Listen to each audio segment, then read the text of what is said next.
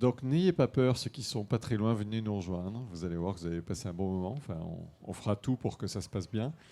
Donc merci à ceux qui sont parmi nous, surtout à l'heure du déjeuner. C'est la programmation. Alors c'est pas tout à fait le fait du hasard, puisque on va traiter de l'alimentation locale et de la mobilité, donc transport. Et donc on s'est dit que l'alimentation à l'heure du repas, c'était pas si mal finalement. Donc pour ça, on a le plaisir d'accueillir Lucie Vorillon et Patrice Boutani. Donc, vous pouvez voir sur un petit écran. Alors, pour vous, c'est moins facile, effectivement. C'est un événement donc, qui est parrainé par Orbimob, évidemment, et qui est organisé par une association qui a un peu plus d'1 an et qui s'appelle Par ici la résilience. Et cette association, elle a pour ambition de favoriser toutes les initiatives qui vont dans le sens de la résilience autour de la transition écologique et sociale. Les deux mots sont importants.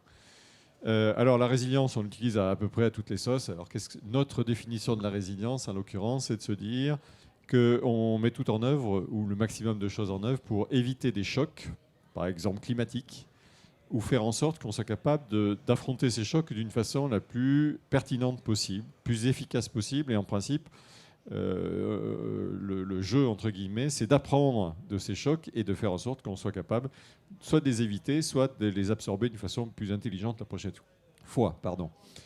On a donc 45 minutes, même un peu moins maintenant devant nous. On va garder, si possible, 10 minutes à peu près pour des questions s'il y en avait ou s'il y en a. On est enregistré, donc il y aura la possibilité de retrouver tout ce qu'on est en train de diffuser, tous les échanges qu'on va avoir sur le site Par ici la résilience, et puis aussi ce sera relayé par Orbimob.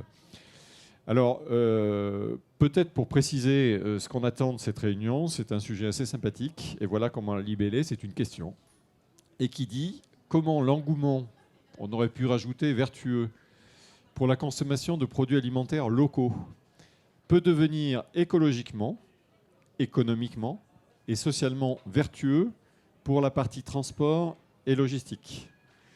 Alors pourquoi on pose cette question? Déjà, quand on la pose de cette façon, c'est qu'on sous-entend que ce n'est pas toujours très vertueux d'un point de vue transport et logistique.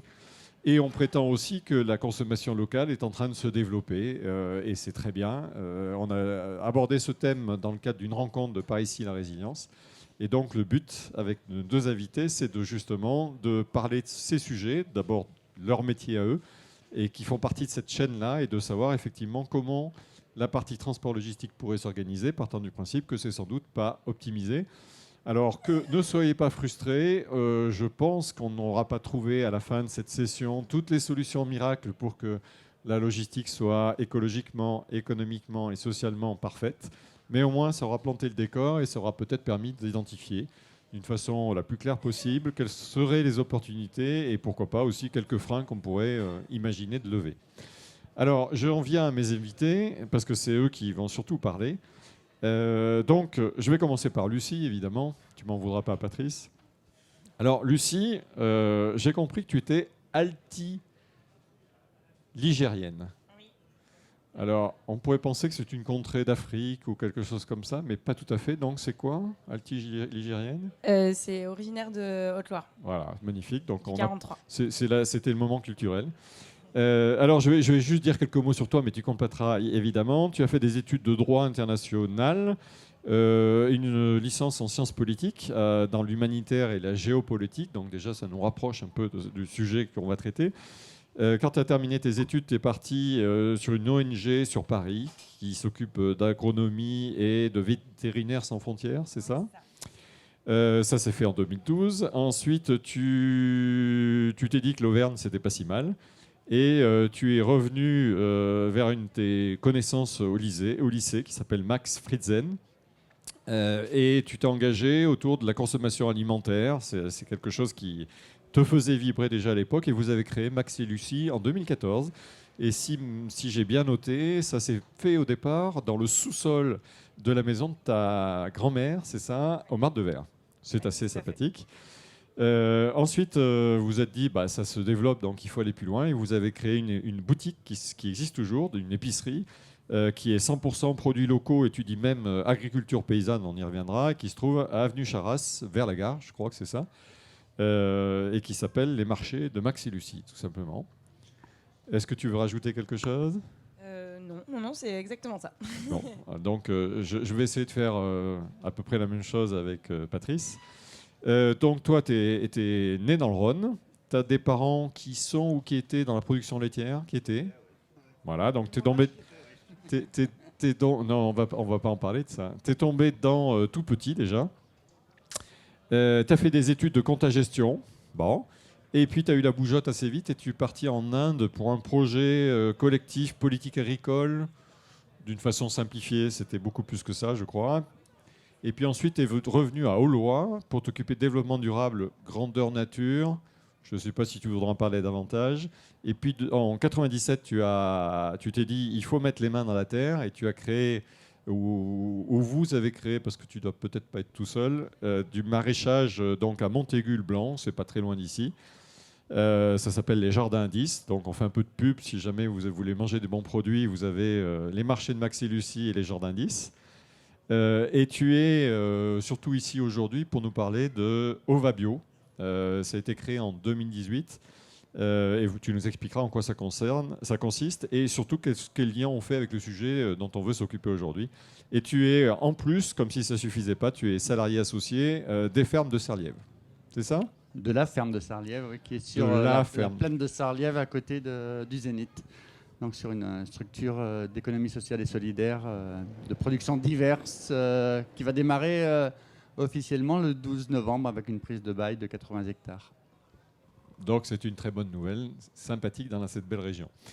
Donc on va peut-être commencer par Lucie encore. Et Lucie, si tu veux bien nous expliquer, c'est quoi les marchés de Maxi Lucie ?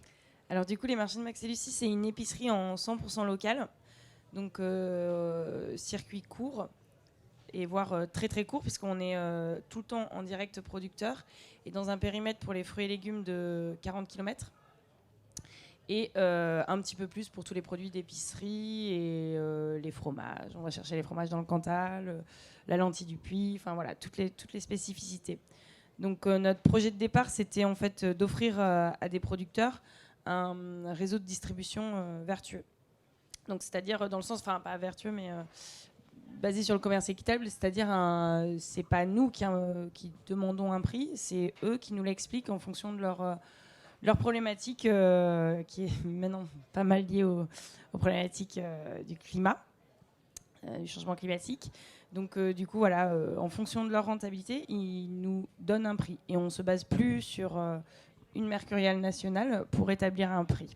Alors Voilà. tu as utilisé un terme, peut-être que tout le monde n'est pas familier. Tu peux expliquer ? Oui. Alors la mercuriale nationale, c'est tous les prix des fruits et légumes. Voilà. C'est un genre de cotation, en fait, voilà, c'est ça ? Exactement. Et donc vous oubliez cette notion et vous regardez de plus près avec vos producteurs quel serait le bon prix pour qu'ils puissent gagner leur vie correctement. Voilà, d'un point de vue purement économique, c'était ne plus se baser sur cette mercuriale nationale, mais se baser sur en fait l'agriculture territoriale, puisque l'agriculture est forcément basée sur un territoire. Donc du coup, c'était un peu sortir de cette économie un peu de marché et de reterritorialiser l'économie, la reterritorialiser. Donc d'un point de vue purement économique. Donc ça, si je peux me permettre, c'est la partie donc relation avec les producteurs dans un rayon relativement court, donc on est bien dans les circuits courts. Et donc cette boutique, elle est ouverte au public, elle s'adresse à qui ? Oui, tout à fait, c'est une boutique. Alors du coup, on a attaqué avec les paniers. Donc donc ça fait maintenant 7 ans. Pendant les 3 premières années, on était uniquement une épicerie en ligne. Et notre but, il était d'aller un peu plus loin parce qu'on avait quand même le projet de créer de la proximité aussi et qu'on perdait un petit peu avec les paniers. Et du coup, c'est là où la boutique dans le quartier de la Gare a été très rapidement une volonté dans le projet d'être vraiment dans un commerce de proximité, inscrit dans un quartier, voilà, aussi dans une démarche de dynamiser un quartier. Donc très rapidement, on a voulu créer une boutique et recréer de l'échange aussi avec le consommateur qui était parfois un peu perdu sur les paniers. Donc cette boutique, elle est ouverte du mardi au samedi sur des horaires pas vraiment classiques parce qu'on est ouvert de 10 à 13 et de 15 à 19. Donc voilà, on est toujours justement dans des soucis de logistique avec les paniers de lier les deux. Donc, du coup, voilà. Donc à cette heure-ci, ils sont obligés de se passer de toi pour assurer le service. Exactement. Très bien. On va s'arrêter là parce qu'on reviendra dessus. Patrice, si tu veux bien présenter, alors compléter ce que j'ai dit sur te concernant, et puis nous parler d'Ovabio, principalement, pour nous dire comment ça fonctionne et d'où ça vient. Ouais, directement plutôt sur Ovabio. Donc Ovabio, c'était 2019, et c'est une association de producteurs d'Auvergne qui souhaite développer la production de légumes et l'offre locale sur le secteur du demi-gros. Le demi-gros, ce qu'on entend par demi-gros, c'est tout ce qui est magasin spécialisé en bio.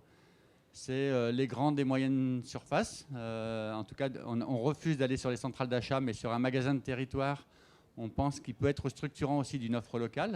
En campagne, quand il n'y a que l'Intermarché ou le Super U, il est aussi structurant d'une offre locale alimentaire. La transformation, la restauration collective et commerciale. Collective étant plutôt tout ce qui est restaurant d'entreprise ou restaurant scolaire, commercial étant plutôt la partie des restaurants, hôtels. Et puis tout ce qui est revendeur. Revendeur, ça peut être des maraîchers qui complètent une gamme ou qui, à défaut de production par rapport à des échecs de culture, puissent compléter leur gamme par rapport à la vente après sur du marché de plein vent. Ou potentiellement Max et Lucie. Voilà. L'objet d'Ovabio, c'est par rapport à une stratégie de développement de production, c'est de voir quels sont les facteurs de coopération entre producteurs pour développer la production et pas se situer en concurrence. Et le point levier pour nous, ça a été la commercialisation et tout ce qui est logistique autour de la commercialisation. Il y en a d'autres autour de la main-d'œuvre, autour du matériel. Et on est parti de 6 producteurs en vente directe à être aujourd'hui presque une soixantaine de producteurs sur l'Auvergne. Je vais te couper parce qu'on reviendra effectivement sur cette structure. J'ai juste quelques éléments de contexte à vous donner pour vous dire comment on fait ce lien finalement entre ce qui se passe ici au niveau d'Orbimob et donc la mobilité et ce joli sujet qui est la consommation alimentaire. Donc, simplement pour rappeler quelques grands chiffres au niveau du Puy-de-Dôme, puisque je vous ai dit que nous, on se focalisait sur la partie du Puy-de-Dôme. On est 660 000, grosso modo, donc à peu près la moitié de la population se trouve dans la métropole clermontoise. Et il faut savoir qu'on consomme, et là, ce n'est pas sur notre territoire, c'est en général en France et même en Europe, et c'est assez vrai dans le reste du monde, entre 400, alors ici c'est précis, 411 kilos par habitant d'alimentation par an, et donc par habitant, ça va de 411 kilos à 450 kilos, c'est le chiffre que vous avez en haut. Et puis on s'aperçoit qu'un tiers de ce qu'on consomme pour s'alimenter, ce sont des fruits et légumes. Et la viande, c'est 12% et ça baisse relativement régulièrement. Quand on parle d'autonomie alimentaire, donc c'est ce qu'on souhaiterait, c'est ce qui d'ailleurs est ressorti au moment du Covid. On s'est posé cette question en disant il n'y a plus de papier toilette, excusez-moi de prendre cet exemple, mais c'était assez symbolique, dans les supermarchés. Est-ce qu'on pourrait avoir une pénurie alimentaire ? En fait, le système a tenu, mais on s'est aperçu que le système, il a tenu. Il ne fallait pas grand-chose pour qu'on soit en difficulté et que ça crée un phénomène relativement embêtant de pénurie artificielle parce que les gens ont commencé à stocker, ça s'est fait, mais que ça puisse provoquer des moments où on n'ait plus rien dans les magasins. Alors, et donc on s'est reposé cette question où ça a accéléré ce phénomène que de dire l'autonomie alimentaire, ça a du sens parce qu'on peut être victime de pandémie et ce ne sera peut-être pas la dernière, on souhaite que ce soit la dernière, mais ce n'est pas obligatoire. Et donc on avait fait un travail sur ce sujet et on avait regardé quelques chiffres. En 2017, on a des chiffres assez précis, on avait des chiffres assez précis sur le territoire du Puy-de-Dôme, ou sur l'agglomération même pour être précis, puisqu'on était à 2,5% seulement d'autonomie alimentaire dans notre belle région. Alors on s'est dit, pour une région agricole, c'est pas terrible. Puis quand on a regardé le reste de la France, c'est 2,1 en moyenne dans les grandes villes françaises. Et on s'est aperçu qu'il y avait sans doute un sujet à travailler, puisqu'en moyenne, il paraît qu'il y a 1200 km qui séparent le producteur de notre fourchette. Donc c'est énorme. À chaque fois qu'on mange quelque chose, vous imaginez tout le flux qui existe. Alors, on s'aperçoit que le consommer local, c'est quelque chose qui rentre de plus en plus dans les mœurs, accéléré par la pandémie, et qu'aujourd'hui, les chiffres que j'ai pu récupérer, qui ne sont pas officiels, c'est que ce chiffre de 2,5% sur la métropole a doublé. C'est-à-dire qu'on serait à 5%. Alors pourquoi on fait le lien avec le transport? C'est que quand on parle de transport, si on regarde ce fameux ratio qui est 450 kg de nourriture par personne et par an, ça veut dire que tous les jours, sur la région de Clermont, est livré 24 tonnes de marchandises. 24 tonnes de marchandises, ça ne vous parle pas beaucoup peut-être, mais ça veut dire qu'en ce moment, au moment où je vous parle, il y a une trentaine de véhicules qui sont en train de circuler dans la métropole pour nous livrer. Et la question qu'on se pose, c'est comment cette marchandise est livrée. Et autant la consommation locale, je pense que c'est un doute pour personne, c'est quelque chose de vertueux, autant son transport est sans doute pas très vertueux, puisque, on va en parler tout de suite, ce sont les producteurs qui le plus souvent livrent, et ils livrent avec des moyens qui sont les leurs, c'est-à-dire des véhicules camionnettes, voire des petits poids lourds. Et les véhicules sont peu chargés, et souvent le transport retour est vide.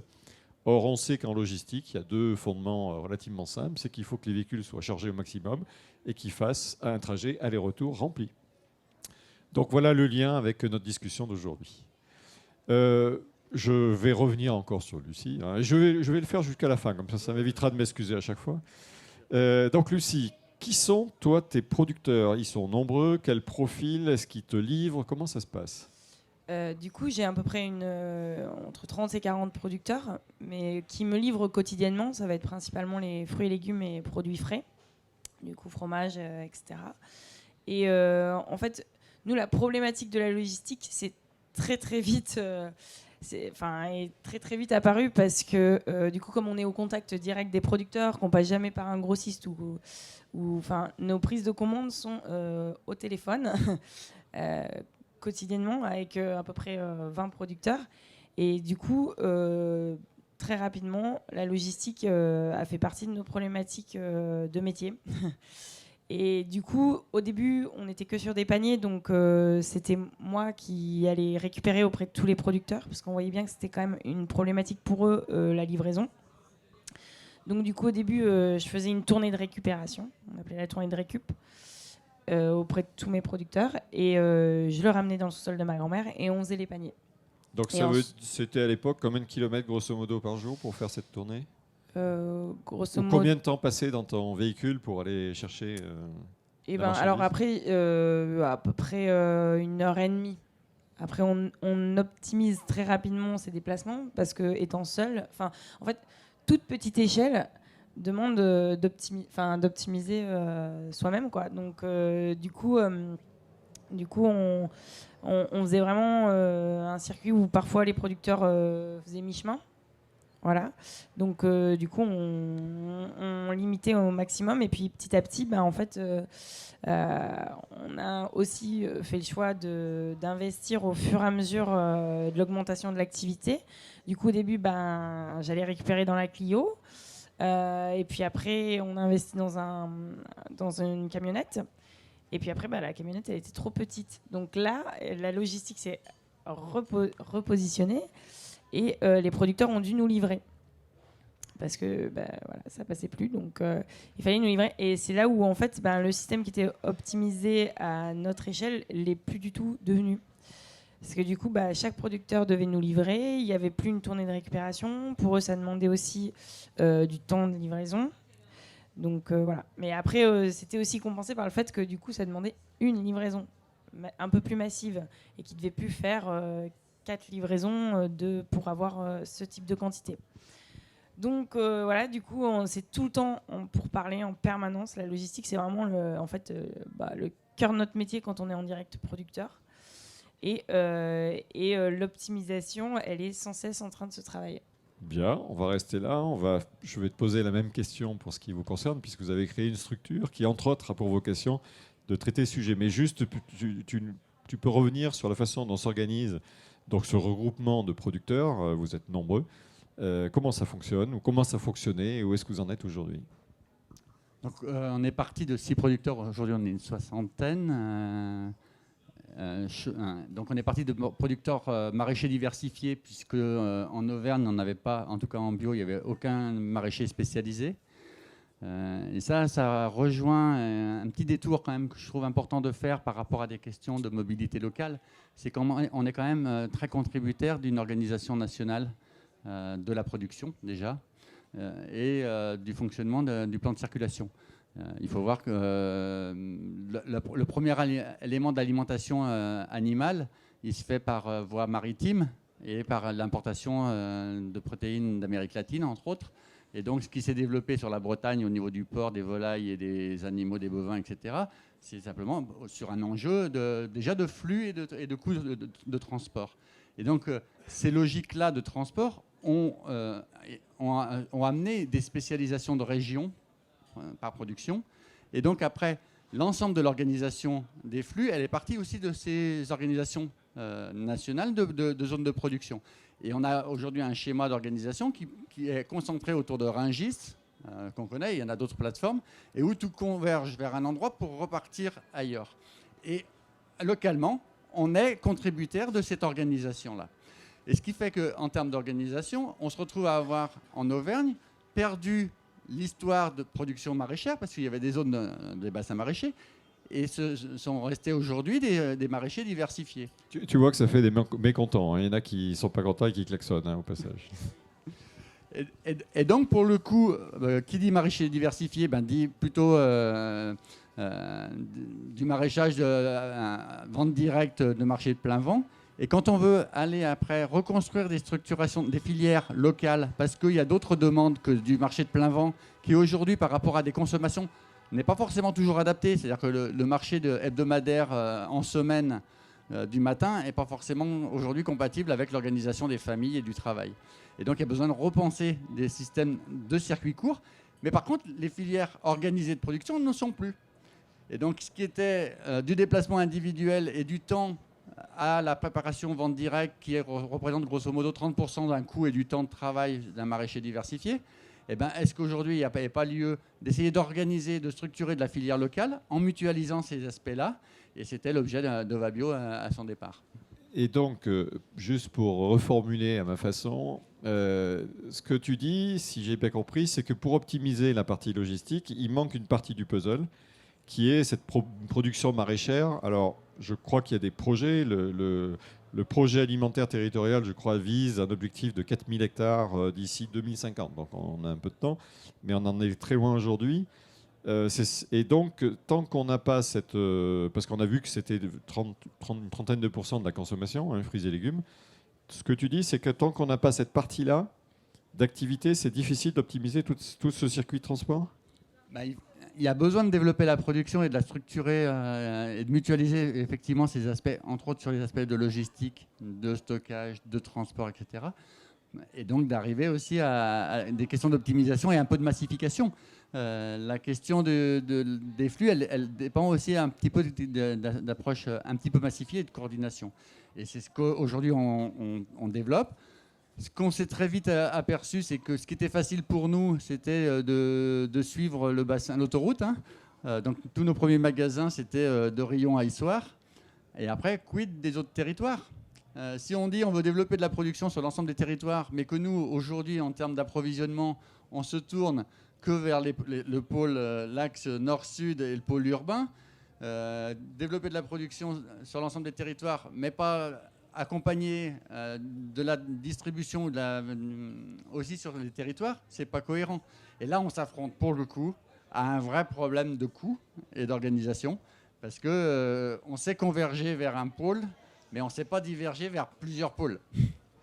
Et c'est l'objet d'aujourd'hui. On est accompagné par un bureau d'études sur Lyon et qui est entreprise pour essayer de voir comment on organise cette amont, parce qu'il y a aussi les producteurs qui viennent sur des bouts de plateforme et donc il y a de la circulation à vide, et qu'on n'aille pas seulement vers un point de convergence d'une plateforme régionale, comme s'organise un peu tout le monde, mais plutôt d'avoir des antennes sur les territoires pour travailler de la proximité. Mais on sait qu'en termes de coûts, on est obligé d'intégrer ces transports-là, parce que l'externalisation de ces transports-là par les boîtes de transport n'est pas organisée comme ça pour l'instant. Et donc on est obligé de l'internaliser et que c'est du coût induit sur la structure. Et tu as chiffré, tu as parlé d'un chiffre tout à l'heure, tu parlais de 30%.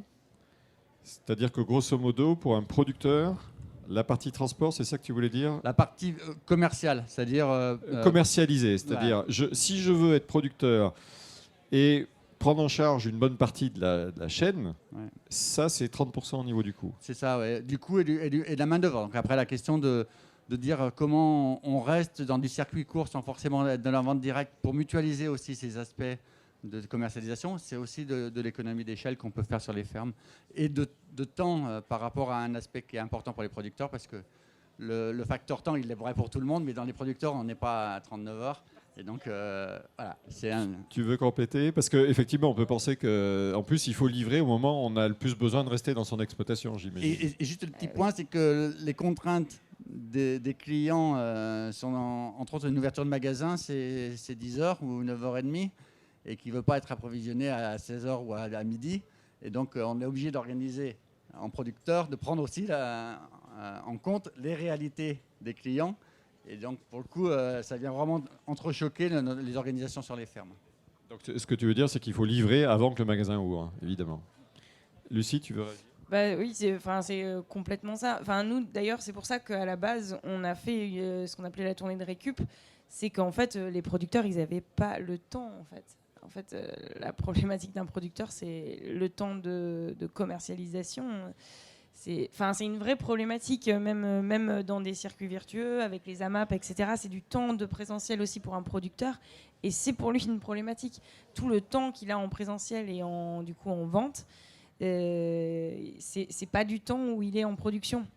Donc du coup, nous, c'est là où on s'est positionné avec Max, c'est qu'on s'est dit, il y a déjà plein de réseaux en place qui sont bien, mais en fait, le producteur, son impératif, c'est le temps. Et il faut qu'on aille lui en accorder, quoi. Donc, est-ce que ça peut mettre en danger cette filière qui est quand même vertueuse? C'est-à-dire que est-ce qu'on en est à un point où on se dit, il y a un engouement quand même du grand public vers ces choix de circuits courts, il y a une nécessité qui paraît évidente pour le plus grand nombre. Est-ce que cette question-là de la logistique peut mettre en danger le modèle? Moi, je pense que oui.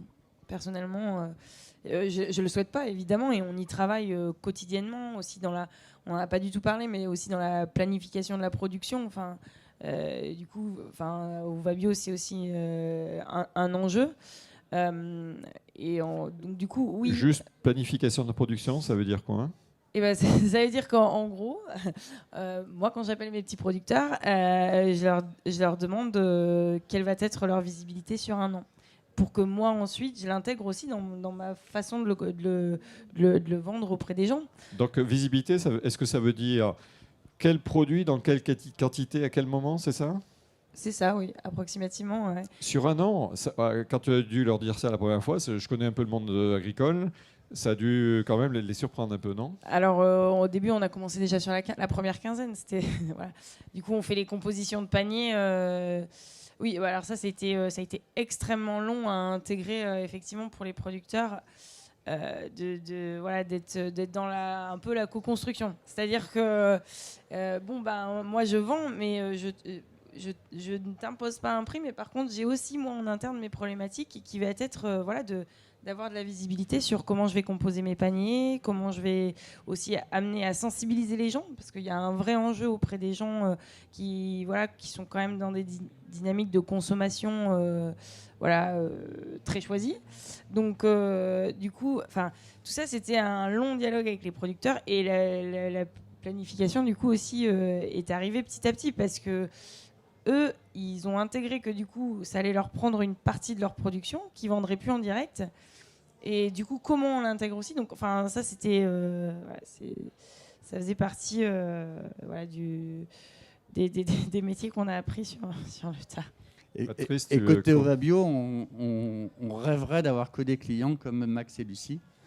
C'est-à-dire que nous, on travaille sur de la planification. On a fait ça fin septembre, où on a identifié les besoins des clients, donc justement d'avoir ce retour-là de nos clients pour planifier et contractualiser entre producteurs de mai 2022 jusqu'à avril 2023. C'est-à-dire que sur les plans d'assolement, etc., c'est-à-dire que les poireaux ou les commandes de pommes de terre qui sont déjà passées pour les plantations d'avril-mai l'année prochaine, ces pommes de terre-là, elles vont aller jusqu'au printemps 2023. Et qu'on a besoin d'avoir cette visibilité-là tout de suite. Donc c'est vraiment un enjeu important. Pour revenir à ta question tout à l'heure, la grosse difficulté, c'est qu'aujourd'hui, l'organisation de la production, c'est ce que je disais tout à l'heure, l'organisation de la production et de la distribution, elle est dictée par les flux. Et que, en termes d'impact énergie, d'impact d'emploi, de maintien d'activité sur les territoires, de services publics, etc., c'est non négligeable, même c'est très important. Et que la capacité à imaginer d'autres systèmes, c'est d'abord de mettre en avant quelle est la mission de service public d'accessibilité alimentaire sur l'ensemble des territoires, quelle est la diversité de production par rapport à ce que ça va couvrir en termes de plan carbone par rapport à des questions climat, etc., etc. Et que tous ces éléments positifs-là, ils vont contrebalancer ou ils vont orienter une organisation des flux. Mais si on calcule, c'est ce qu'on dit toujours sur la bio elle coûte plus cher, etc. Mais si on coûtait l'ensemble des coûts induits par l'agriculture conventionnelle, on s'apercevrait que ce n'est pas vrai. Et là, c'est pareil sur les flux. Et le problème, c'est comment on arrive à quantifier ces dimensions environnementales et sociales des flux pour pouvoir voir ce que ça coûte globalement à la collectivité, à tout le monde. Et non pas seulement dans l'acte de transport que tu vas payer au sortir de la course que tu commandes. Donc ce point, je pense que vous comprendrez qu'il est particulièrement important, c'est que, alors j'allais dire on renverse la table, c'est peut-être un peu exagéré, mais quand même pas loin, c'est-à-dire que si je comprends bien, aujourd'hui, tout est organisé autour de l'optimisation des flux, grosso modo, et que si on repartait de la page blanche, il faudrait se dire de quelle société on a envie en fait. Et que le flux est jamais qu'un moyen pour obtenir ce qu'on veut aller chercher. Est-ce que c'est ça ? Exactement. Et pour le coup, ce qui a un petit peu changé, même si, et tu l'évoquais en introduction, c'est que les questions agricoles, elles étaient quand même très laissées à l'agriculture. On abordait très peu les questions agricoles par l'angle politique alimentaire ou aménagement des territoires. Aujourd'hui, on voit que ça a changé. Ça a changé pour plusieurs raisons, par des prises de conscience de santé, par rapport à des questions écologiques, par rapport à des questions de souveraineté et de sécurité alimentaire. C'est-à-dire que l'alimentation, on se dit que demain, ce sera sans doute un enjeu géopolitique à une échelle continentale, européenne, nationale et même locale. La dépendance à l'externe sur l'eau ou sur l'alimentaire va être une vraie question d'autonomie et un enjeu géopolitique et pas seulement de nourrir son ventre. Et ça, je pense qu'il y en a qui en ont vraiment pris conscience. Et donc, pour le coup, il y a des choses qui peuvent bouger. Les PAT, tu les as fixés. PAT, donc c'est projet alimentaire territorial. Je vous invite à voir les travaux, c'est intéressant. Et donc, il y a ces changements-là. Et les collectivités, depuis principalement le dernier mandat, ont des élus en charge des politiques alimentaires, même dans des petites collectivités. Et ça, c'est complètement nouveau. Donc, ça fait après travailler, ça met autour de la table, ça fait des ateliers comme ce matin. Et ça permet de libérer une parole. Ça ne fait pas encore une politique derrière. Mais on n'en est pas loin.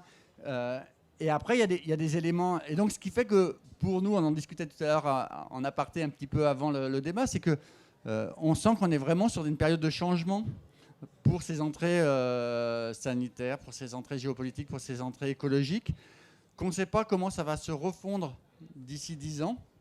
Et donc, il y a des éléments structurels qui sont en train de bouger, qu'on ne sait pas trop comment on va faire.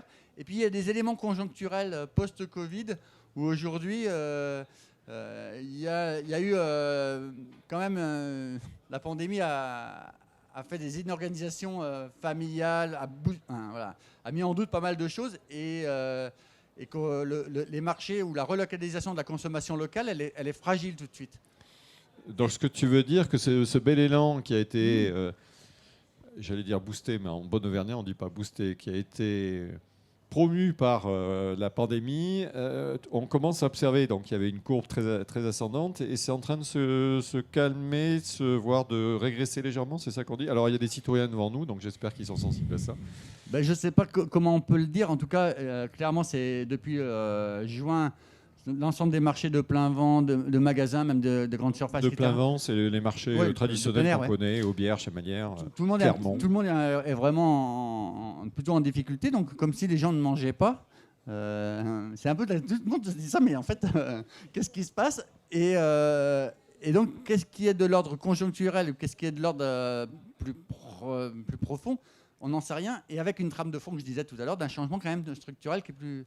Et c'est vraiment difficile de se projeter sur ce qu'on doit faire dans les années à venir, et y compris les organisations, notamment après sur les impacts logistiques et flux, puisque c'est quand même très impactant. La planification est importante, donc si on n'a pas de visibilité, on ne planifie pas, et si on ne planifie pas, on n'est pas performant. Ou si on prend des risques sur une organisation de flux parce qu'on a envie d'être plus vertueux là-dessus, et ben, si derrière c'est fragile au niveau du marché, la prise de risque elle est plus difficile à prendre. Très bien, merci. Je vois que l'heure tourne. Peut-être est-ce qu'il y a déjà des questions au niveau des citoyens qui écoutent, habitants qui écoutent? Est-ce que ça vous fait déjà réagir? Ou c'est suffisamment clair? On se dit tiens. Alors, je n'ai pas de questions pour l'instant, donc réfléchissez à des questions. Peut-être pour avancer, j'ai un certain nombre de pouvoirs. Mon épouse ne le sait pas encore, mais j'ai un pouvoir, c'est d'exaucer un vœu qui fait abstraction de tout ce qui est contrainte, qui vous permet donc il y a une seule possibilité, il n'y en a pas 50, pour vous dire, si en tant que citoyen, professionnel de vos métiers que vous avez bien expliqué, avec l'énergie qu'on a vue dans vos propos, si vous avez un vœu à exaucer pour aller justement vers quelque chose qui soit à la fois vertueux, vers l'alimentation en circuit court et vers cette question de logistique, vous faites quoi? Lucie, tu veux commencer?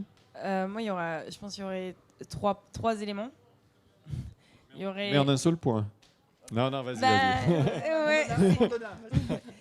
Il y aurait déjà transformer le périurbain en zone de maraîchage, une zone agricole globale. Donc les fameux 4000 hectares qu'il nous faudrait pour une autonomie alimentaire à hauteur de 50% d'ici 2050, c'est ça?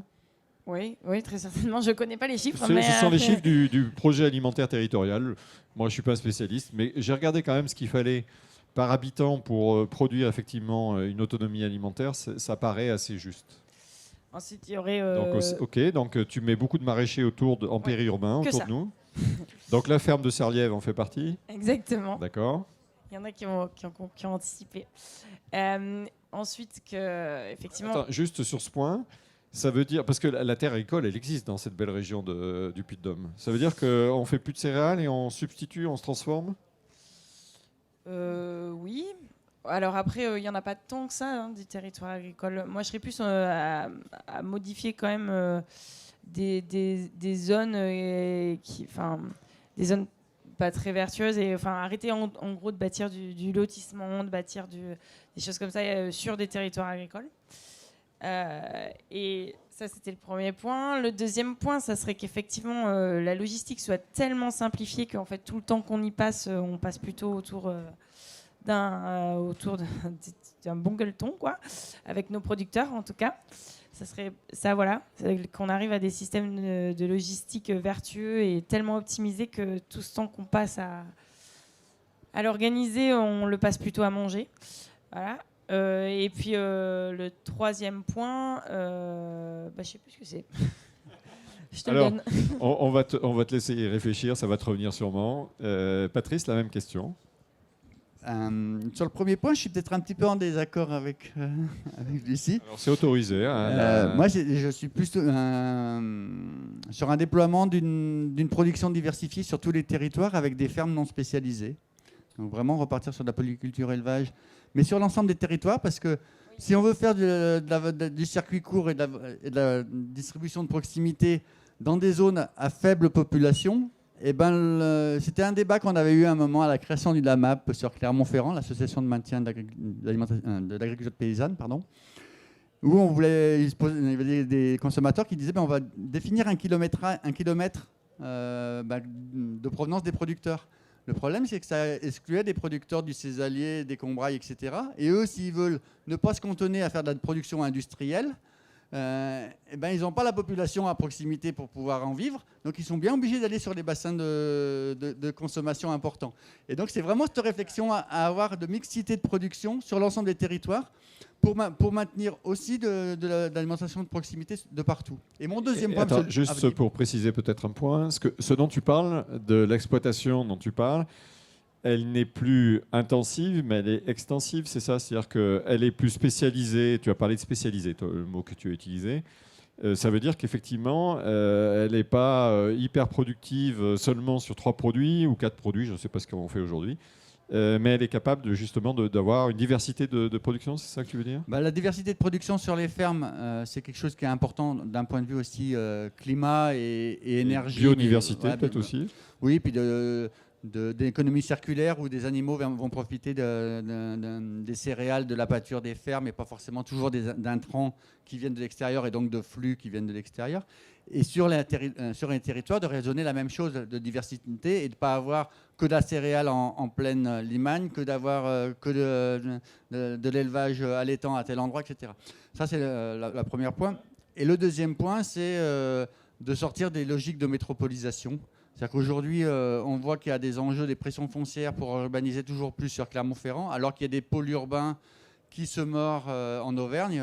Quand on regarde Montluçon, je ne sais pas s'il y a des gens ici, mais je ne voudrais pas cibler Montluçon plus particulièrement que les autres, mais voilà, c'est une ville qui est aujourd'hui vraiment en difficulté. Et que l'aménagement ou la concentration sur Clermont, c'est aussi des villages qui vont voir des habitants à augmenter encore. Et ça, c'est au détriment d'une répartition de la population sur l'ensemble du territoire et donc d'une répartition de la production sur l'ensemble des territoires et donc toujours de flux qui viennent converger sur les pôles. Et je pense que ça fait bien le lien avec ton intervention pour dire que ce n'est pas seulement un projet logistique, c'est un projet de société, d'aménagement du territoire et de faire en sorte que la concentration, finalement on s'aperçoit que la concentration, est-ce qu'elle a beaucoup de bons côtés, que ce soit la concentration dans la production ou la production intensive ou même dans les populations, puisque ça rejoint un petit peu le même sujet. Voilà, je crois que... Est-ce qu'il y a des questions parmi nous? Sinon, je pense que j'arrive au terme, pile poil, 13h. Où est-ce qu'elle est, Pauline? Bon, elle est partie en plus. Donc, il nous reste à vous remercier chaleureusement parce que je pense que c'est... Enfin, en tous les cas, moi j'ai trouvé que c'était passionnant. Donc, et merci pour l'énergie que vous avez pu mettre et votre disponibilité. Et donc, à nous, citoyens, d'aller dans le sens que vous avez indiqué et en commençant par aller s'approvisionner dans vos activités respectives. Merci.